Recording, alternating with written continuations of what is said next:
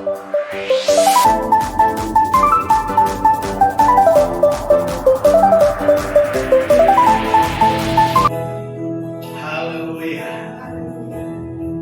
Segala puji syukur kami naikkan kepada-Mu. Inilah waktu yang terbaik bagi kami saat ini ya Tuhan. Waktu untuk mendengarkan Engkau berbicara. Waktu untuk mendengarkan Engkau berfirman. Waktu untuk kami duduk diam menyerahkan hati dan pikiran kami, mendengarkan kebenaran, dan biarlah kuasa-Mu bekerja, Roh-Mu menjamah kami semuanya. Berbicaralah ya Tuhan kepada kami, pribadi lepas pribadi, kami siap mendengar. Di dalam nama Tuhan Yesus yang berdoa, haleluya, amin. Silakan duduk. Shalom. Shalom. Puji Tuhan, hari ini kita bersyukur kepada Tuhan oleh karena kasih Tuhan yang besar, yang ajaib bagi kita. Khotbah saya hari ini berjudul hidup diberkati Tuhan. Amin. Oke. Ya. Saya percaya bahwa kita semua ingin diberkati Tuhan, ya. Ada yang ingin diberkati Tuhan? Iya, puji Tuhan. Semuanya pasti, saya juga pengen. Ya, saya juga kepengen. Selalu ingin diberkati Tuhan. Ya, tentunya berkat Tuhan itu macam-macam, ya. Ada berkat jasmani, ada berkat rohani. Ya, tentunya kita berharap bukan hanya rohani, tapi juga jasmani juga diberkati. Amin. Ya, saudara-saudara, kalau berbicara tentang berkat, hidup kaya, hidup bahagia, tentu semua orang pengen. Ada seminar-seminar bagaimana menjadi kaya. Ada orang-orang berusaha dan banyak peminatnya. Karena semua orang berpikir saya harus jadi kaya. Ya, saya juga pengen kalau menjadi kaya. Ya, saya pikir tidak salah. Kalau saudara mau ikut seminar bagaimana menjadi kaya, silakan. Saya tidak melarang. Ya, tentunya setiap orang tidak mudah. Walaupun itu seminar menjadi kaya bukan simsalabim pasti. Pasti ada harga yang harus dibayar. Ada sesuatu yang harus kita buat supaya kita bisa berhasil. Nah, hari ini kita melihat bahwa rahasia atau cara mudah hidup diberkati Tuhan sebagai orang percaya, sebagai orang Kristen. Bagaimana rahasianya? Rahasianya sebenarnya sederhana. Ya, sederhana sekali. Yaitu kita harus mengalami firman Tuhan. Apa? Mengalami firman Tuhan. Jadi kalau kita mau diberkati, alami. Bukan hanya kita dengar, tapi kita harus alami firman Tuhan. Kita harus hidupi firman Tuhan itu. Supaya hidup kita diberkati Tuhan. Kita harus menerapkan. Kita harus mempraktekkan firman Tuhan. Menjalankan firman Tuhan. Itu caranya mengalami firman Tuhan. Tidak ada cara yang lain untuk diberkati sebagai orang percaya. Amin. Kita akan belajar bersama-sama dari kitab Ibrani pasal 13 ayat yang kelima. Ya, Ibrani 13 ayat yang kelima. Kita baca sama-sama ayat ini. Kan? Satu ayat pendek saja. Kita baca dengan keras, dengan tegas. 1, 2, 3. Janganlah kamu menjadi hamba uang, dan cukupkanlah dirimu dengan apa yang ada padamu. Karena Allah telah berfirman, Aku sekali-kali tidak akan membiarkan engkau, dan sekali-kali tidak akan meninggalkan engkau. Amin. Haleluya. Luar biasa firman Tuhan berkata, janganlah kamu menjadi apa? Hamba uang, dan cukupkan dirimu dengan apa yang ada padamu, katanya. Karena Allah telah berfirman, Aku sekali-kali tidak akan membiarkan engkau, dan sekali-kali tidak akan meninggalkan engkau. Bapak Ibu Saudara yang dikasihi Tuhan, dari ayat yang simpel, yang singkat ini, saya melihat 3 kunci hidup diberkati Tuhan. Ada 3 yang dipesankan di sini yang kita perlu perhatikan.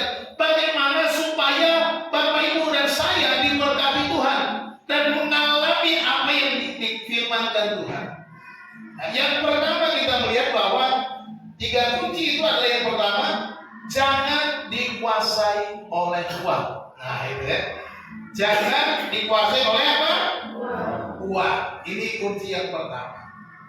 Ya, jelas sekali janganlah kamu menjadi hamba uang.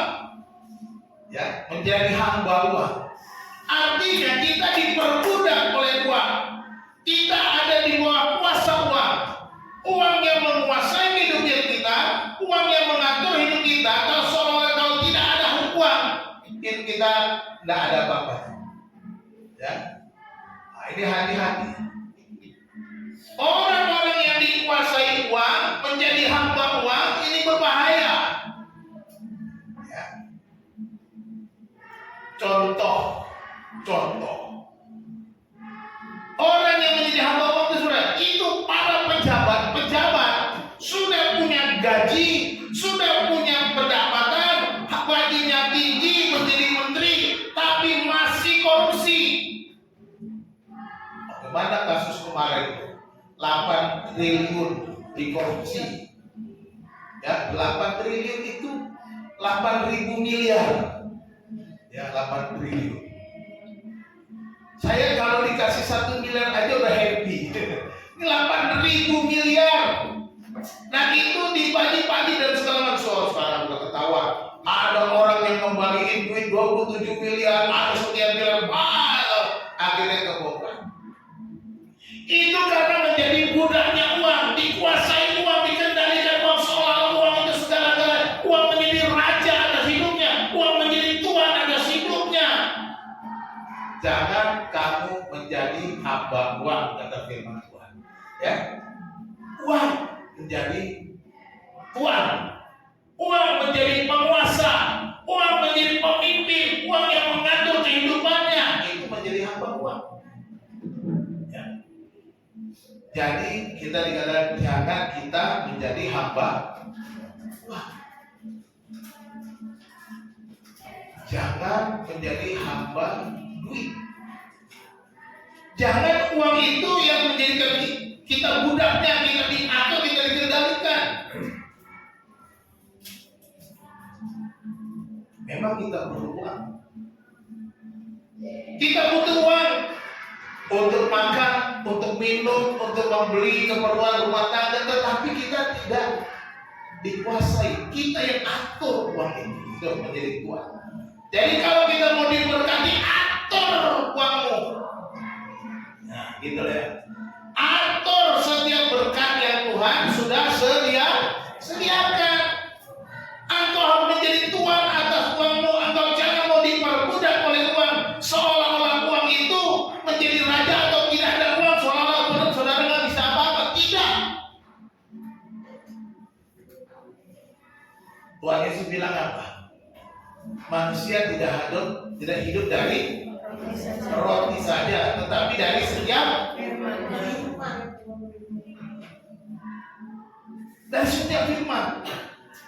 Nanti kita lihat bagian terakhir. Jadi kita perhatikan bahwa kita harus mengatur uang kita, mengatur uang setiap yang kita terima. Bagaimana kita mengelola keuangan kita, bukan uang yang ada. Hamba uang juga dijelaskan di dalam 1 Timotius pasal 3 ayat yang ketiga. Coba satu orang baca 1 Timotius 3 ayat yang ketiga. Silakan dibaca 1 Timotius pasal 3 ayat yang ketiga. Siap-siap. Kita sehari pasti boleh buka-buka Alkitab terus. Silakan. Bukan peminum, bukan pemarah, melainkan peramah, pendamai, bukan hamba uang. Ya. Ini ciri-ciri orang atau kriteria orang yang mau menjadi pengurus jemaat, ya kan? Di situ pemilik jemaat. Dikatakan mereka harus bukan seorang hamba uang. Makanya kalau pengurus gereja tidak boleh jadi hamba uang. Apalagi menjadi bendahara, jangan jadi hamba uang. Makanya ada banyak bendahara korupsi juga. Pegang uang korupsi. Ya, hati-hati. Saya juga bendahara. Ya, saya bendahara Badan Pengurus Daerah DPD Jabodetabek dan Bontang. Bendahara dipercaya tahun ini sampai tahun 2026. Kalau saya menjadi hamba uang, saya bisa buat mengatur bagaimana supaya uang itu menguntungkan saya. Tapi dikatakan jangan menjadi hamba. Hamba uang itu berarti seorang yang diatur oleh uang, seorang yang dikuasai itu betul-betul dikendalikan oleh uang. Uang yang menentukan langkah hidupnya. Jadi kalau kita lihat di sini juga dikatakan dalam 1 Timotius pasal 6 ayat yang ke-10, jangan kamu cinta uang. 1 Timotius pasal 6 ayat 10 dikatakan, karena akar segala kejahatan ialah cinta uang, sebab oleh memburu uanglah beberapa orang telah menyimpang dari iman dan menyiksa dirinya dengan berbagai-bagai duka. Paulus mengingatkan kepada Timotius, seorang pemilik jemaat jangan menjadi hamba uang. Seorang percaya jangan mencintai uang, menjadi hamba uang karena dua apa? Cinta uang, ya, cinta uang. Dikatakan di sini jangan dilawan. Akar segala kejahatan adalah cinta uang. Bukan uang akar kejahatan itu. Uang itu netral. Tapi ketika kau mencintai uang, uang itu mengendalikan hidupmu. Engkau dimabuk cinta. Cobalah lihat orang mabuk cinta. Wah, lakukan apa saja. Makanya ada iklannya kalau orang mabuk cinta itu apa?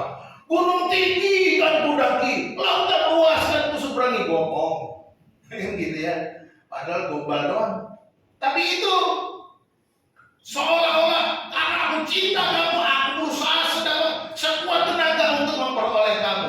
Dan kita kira-kira kalau kita cinta uang, bahayanya itu apa? Kita lakukan segala cara, menghalalkan segala cara, termasuk korupsi. Ya. Kita karena orang cinta uang. Jadi jangan kita mencintai uang kita. Ya. Tapi kalau kita tidak cinta uang kita, ya kita harus mau berbagi. Orang yang cinta uang dia nggak mau berbagi. Ya kan, bagaimana kita cinta istri kita berbagi sama orang, kan nggak mungkin kan? Istriku yang untukku, suamiku yang untukku, nggak mungkin ku bagi dengan kamu kan gitu. Sama dengan cinta uang. Kalau cinta uang, uangku. Kita nggak peduli lagi orang lain karena dalam cinta. Jadi kita bisa egois karena cinta uang. Bahkan dikatakan di sini, sebab oleh memburu dikatakan kata memburu uanglah beberapa orang telah menyimpang dari iman dan menyiksa dirinya dengan berbagai-bagai duka. Orang yang cinta uang dia buru, dia kejar uang itu dan menyiksa diri katanya. Wah, luar biasa orang yang cinta uang karena dia diperbudak oleh uang itu. Ini berbahaya. Ya. Jadi ada pepatah nih dong. Dari mana datangnya lintah? Dari sawah turun ke kata lihat. Dari sawah turun ke kali. Dari mana datangnya cinta? Dari mata turun ke hati. Hati-hati itu. Nah, jagalah mata kita dan hati kita. Lihat tetangga, dia tetangga gitu ya, dia pakai mata. Lalu hati kita pengen seperti tetangga. Tetangga punya istri baru, saudara mau jangan punya istri baru. Hati-hati. Jangan gitu. Ini dia. Dari mata turun ke hati, katanya. Jadi kalau kau cinta uang orang itu lebih banyak, wah, lihat di sini, wah. Dia kok rumahnya tadinya rumah biasa, sekarang tingkat 1, tingkat 2, tingkat 3, tingkat 4, wah. Saya kok segini-segini aja. Saya pengen seperti ini. Hati-hati. Ya, kita bisa ikut-ikutan menghalalkan segala cara. Tidak mau tersaingi oleh tetangga, tidak mau tersaingi oleh orang lain. Kita ingin lebih dihormati daripada orang lain. Ini namanya dikuasai oleh uang. Jadi jangan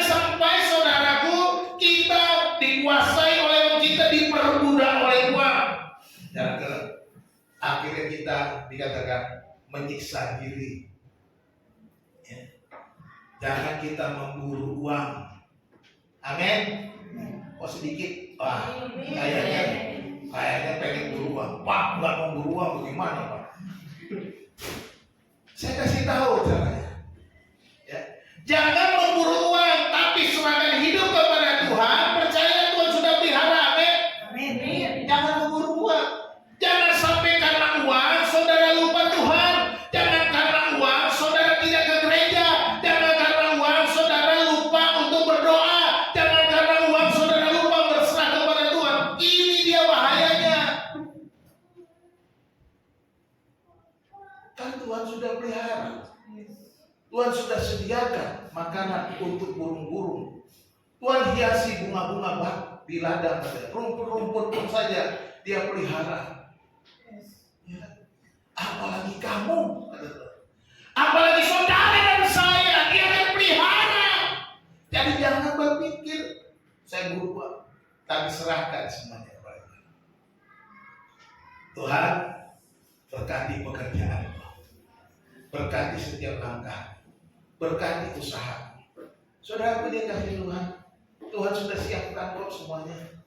Hanya aja kadang-kala kita kurang percaya, kadang-kala kita masih meragukan janji Tuhan, kadang-kala kita meragukan apakah iya. Nanti bagaimana kalau saya tidak cari uang hari ini?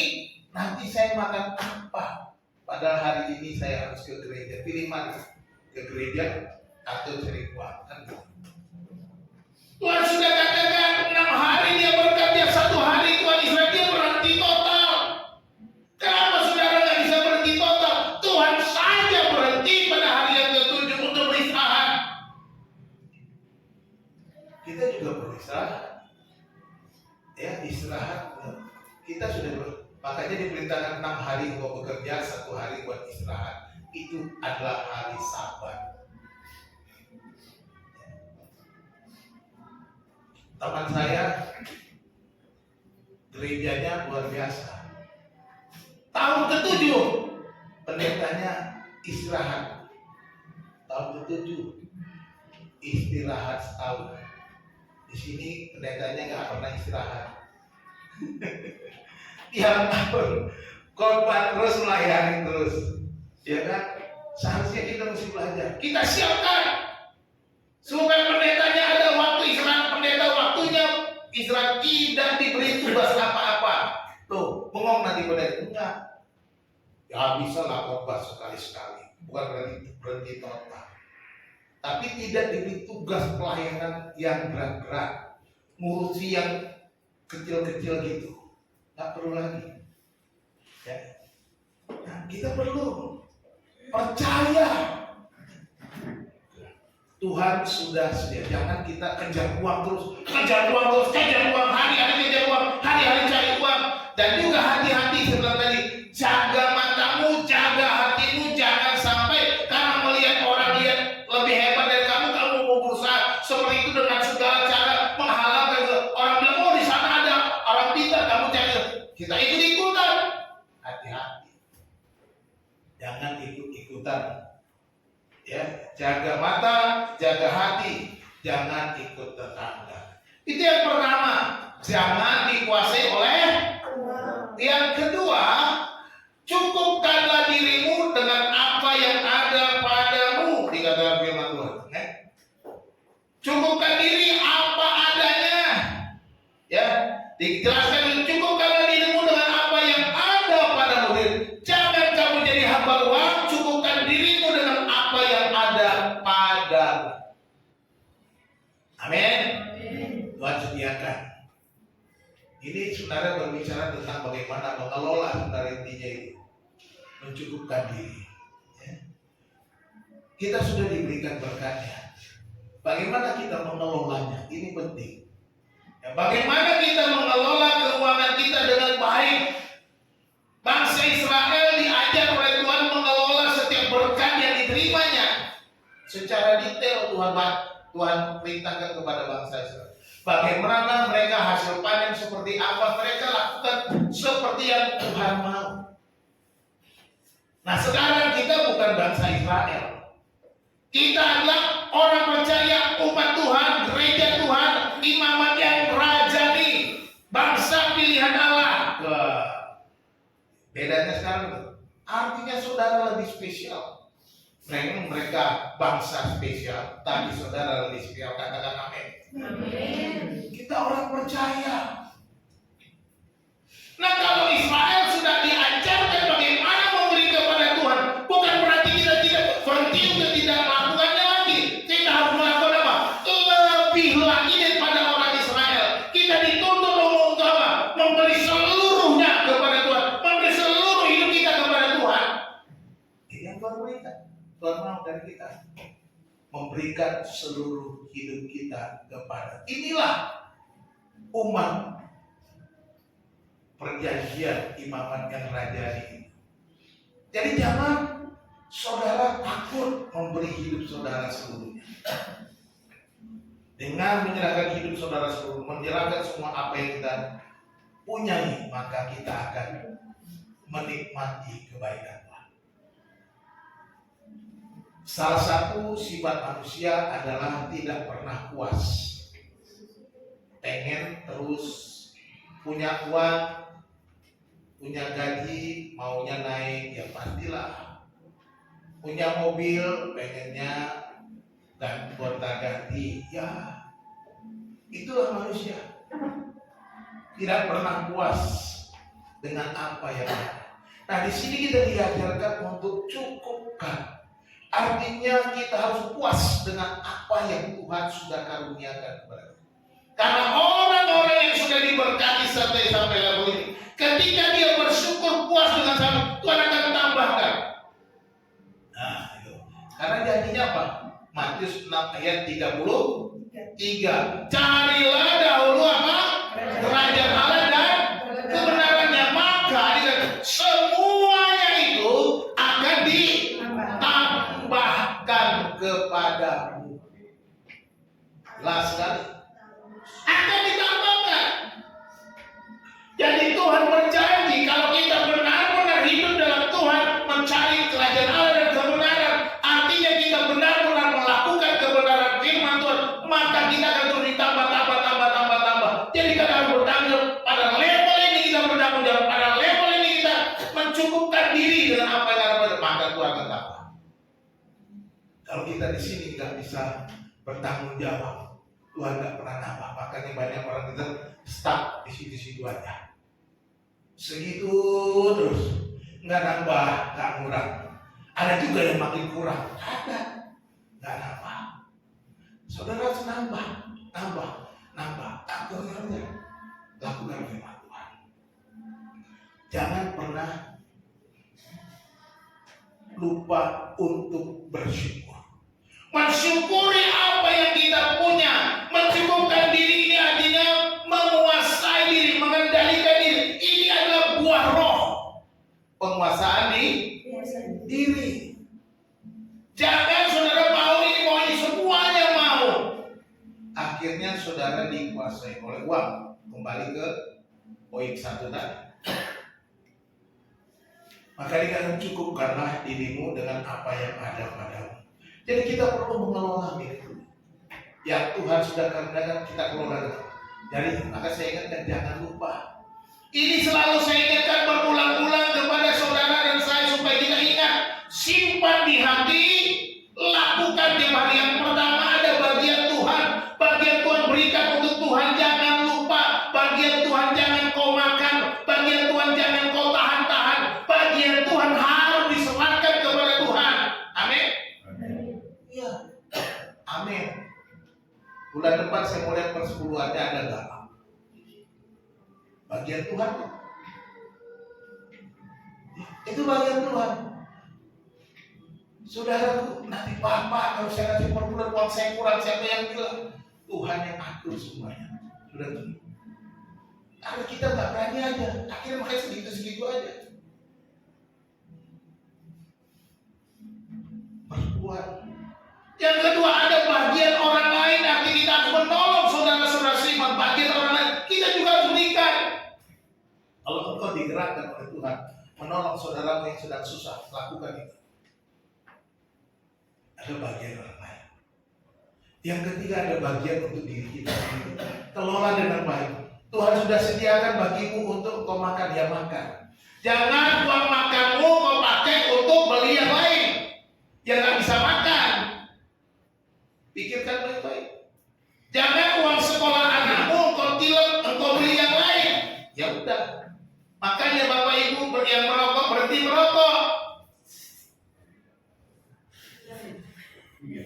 Ya, berhenti merokok. Supaya apa?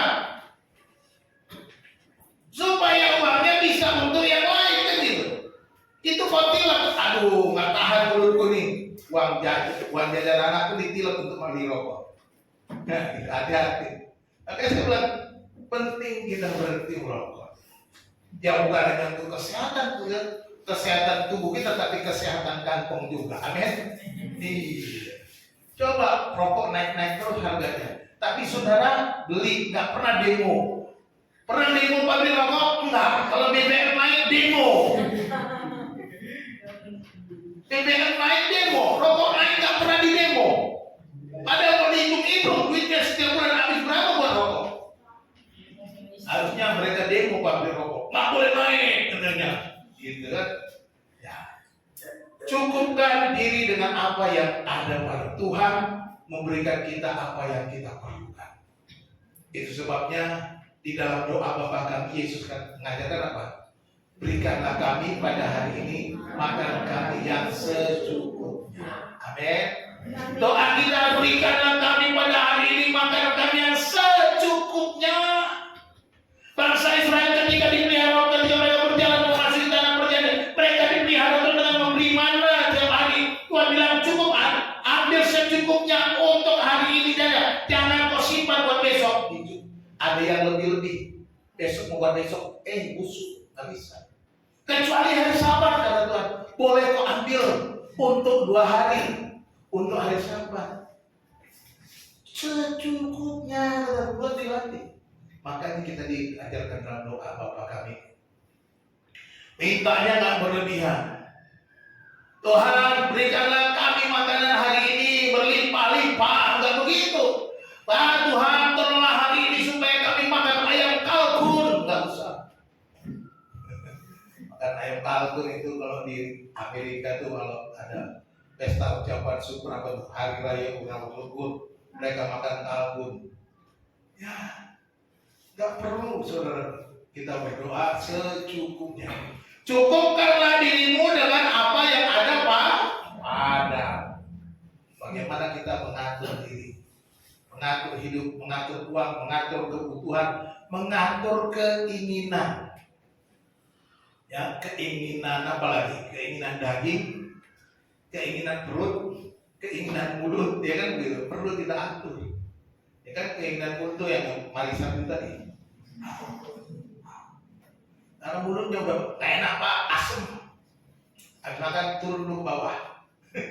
Asem Pak. Ya, puji Tuhan. Ya, mudah-mudahan yang mendengar bertobat.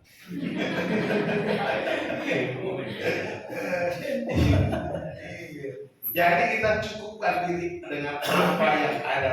Mintalah kepada Tuhan secukupnya. Kunci yang pertama, jangan dikuasai oleh uang. Kunci yang kedua, cukupkan diri dengan apa yang ada pada kita. Jangan saudara berlebihan. Wah, pengen. Yang ketiga, pegang janji firman Tuhan. Nah, ini dia yang paling penting. Pegang janji firman Tuhan. Dikatakan karena Allah telah berfirman, aku sekali-kali tidak akan membiarkan engkau dan sekali-kali tidak akan meninggalkan engkau. Haleluya. Luar biasa. Janjinya luar biasa. Dia tidak meninggalkan, tidak membiarkan, sekali-kali katanya. Artinya tidak ada kesempatan bagi Tuhan untuk meninggalkan engkau sendirian. Haleluya.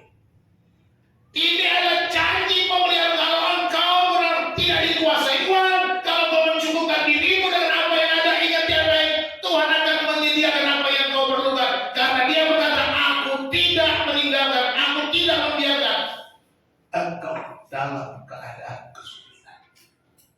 janji-janjinya. Jadi kita harus pegang kuat erat firman Tuhan. Memang janji ini adalah kutipan. Kutipan dari kitab Yosua pasal 1 ayat yang kelima. Di dalam Ulangan 31 dikatakan bahwa Tuhan berjanji kepada Yosua akan menyertainya dalam perjalanan memimpin umat Israel. Yosua 1 ayat 5 dikatakan, aku sekali-kali tidak akan meninggal. Seperti aku menyertai Musa, demikian aku menyertai engkau. Aku tidak akan membiarkan engkau. Dan akhirnya Yosua memasuki tanah perjanjian. Yosua merebut tanah Kanaan bersama bangsa Israel. Mereka dipelihara Tuhan, mereka dituntun oleh Tuhan, mereka disediakan segala keperluannya, mereka dicukupkan oleh Tuhan, dan mereka berhasil mengusir musuh-musuhnya. Ada janji Tuhan. Kita harus pegang janji Tuhan. Pegang janji firman Tuhan. Jangan pernah ragu sedikit pun firman Tuhan. Amin. Jadi kalau kita mau hidup diberkati, hiduplah pegang firman Tuhan. Ini kuncinya. Ya. Mazmur 18 ayat 30 dikatakan, adapun Allah jalannya sempurna. Janji Tuhan adalah murni. Dia menjadi perisai bagi semua orang yang berlindung padanya. Mazmur 18 ayat 30. Dikatakan, Allah itu jalannya sempurna. Janji Tuhan adalah murni, dikatakan. Dia menjadi perisai. Dia menjadi perlindungan bagi semua orang yang berlindung padanya. Amin. Ketika kita berlindung kepada Tuhan, ketika kita berharap pada Tuhan, maka Tuhan akan melindungi kita. Tuhan akan menjaga, dan firman-Nya yang murni, yang sejati itu akan digenapi kalau kita pegang janjinya. Janji Tuhan pasti digenapi. Ya, pasti digenapi. Janji teman kita bisa batal. Ya, janji rekan bisnis bisa gagal. Kita bisa ditipu oleh orang-orang yang di sekitar kita, rekan bisnis kita. Orang-orang dekat kita bisa menipu kita, karena semua orang di dunia ini cinta uang. Ya, karena cinta uang kita ditipu. Karena saudara tidak cinta uang, saudara mudah ditipu. Iya, ya kan gitu. Tapi ingat, janji Tuhan, Dia akan melindungi saudara, menjaga saudara, memimpin hidup saudara, memelihara hidup saudara. Dia akan memberikan apa yang kita perlukan. Janjinya terlalu banyak. Terlalu banyak janji Tuhan dalam firman Tuhan ini. Ya. Pemeliharaan Tuhan terlalu banyak, luar biasa. Ya. Filipi 4 ayat 19 apa? Allahku akan memenuhi segala keperluanmu menurut kekayaannya di dalam Kristus Yesus. Dia penuhi. Itu konteksnya juga konteks bagaimana Rasul Paulus dipelihara oleh Tuhan di dalam pelayanannya. Itu konteksnya bagaimana orang Filipi juga mensupport Rasul Paulus dalam pelayanannya dengan uangnya, dengan hartanya. Dan kata Paulus kepada jemaat ini, Allah itu akan memenuhi segala keperluannya. Dikatakan apa? Segala keperluanmu menurut kekayaannya dalam Kristus Yesus. Itu yang dijanjikan, bro. Terlalu banyak janji. Yesaya 55 ayat 1, firman Tuhan juga tidak akan pernah kembali dengan sia-sia. Jika demikianlah firman-Ku, katanya. Mari kita buka Yesaya 55 ayat 1. Yesaya 55 ayat yang ke-1. Sebagai janji firman Tuhan dikatakan, Dia akan melakukan apa yang dikatakan oleh firman Tuhan. Yesaya ayat 11, ya. Itu satunya kurang lagi. Ayat 11, tolong baca. Demikianlah firman-Ku yang keluar dari mulutku. Ia tidak akan kembali kepadaku dengan sia-sia, tetapi ia akan melaksanakan apa yang kukehendaki dan akan berhasil dalam apa yang kusuruhkan kepadanya. Amin, haleluya. Jadi ayat 11, angka satunya kurang satu lagi. Ya, salah ketik. Demikianlah firman-Ku yang keluar dari mulut-Ku, ia tidak akan kembali kepadaku dengan sia-sia. Apa yang diucapkan Tuhan tidak akan kembali dengan sia-sia, dikatakan. Tetapi ia akan melaksanakan apa yang Ku kehendaki. Dia firman Tuhan akan melaksanakan apa yang Tuhan mau dan akan berhasil dalam apa yang Aku suruhkan kepadanya. Jadi firman Tuhan yang sudah ada, kalau kita yakini, tidak akan pernah kembali dengan sia-sia. Janji-janjinya tidak akan pernah kembali dengan sia-sia. Jadi saudaraku dikasih Tuhan, kalau engkau ingin hidup diberkati, pegang janji firman Tuhan. Jangan lupa itu. Ya. Firman Tuhan menjadi bagian terpenting. Hidupilah firman Tuhan, lakukanlah firman Tuhan. Jangan seperti di dalam firman Tuhan, jangan kamu menjadi pendengar saja, tapi hendaklah menjadi pelaku-pelaku firman. Makanya saya katakan, kunci untuk hidup diberkati adalah alami firman Tuhan itu. Alami. Bagaimana mengalami? Untuk tidak dikuasai oleh uang. Bagaimana mengalami supaya kita mencukupkan dengan apa yang ada pada kita, dan bagaimana mengalami apa yang Tuhan firmankan itu terbukti dan terlaksana di dalam kehidupan kita. Ini menjadi penting. Kalau kita mengalami firman, maka kita akan merasakan berkat Tuhan yang luar biasa. Kita akan menikmati pertolongan Tuhan, menikmati cara Tuhan bekerja, dan Tuhan akan menyediakan apa yang kita perlu. Jadi hidup diberkati sederhana, mengalami apa yang kita dengar pada siang hari ini atau pagi hari ini, lakukan dan biarkan itu terjadi di dalam kehidupan kita. Jangan kita mengikuti mau kita. Ya, saudara dikasih Tuhan, inilah 3 kunci hidup diberkati Tuhan. Yang pertama, jangan dikuasai oleh uang. Yang pertama, jangan dikuasai oleh uang. Pertanyaannya, saudara menjadi tuan atau hambanya uang?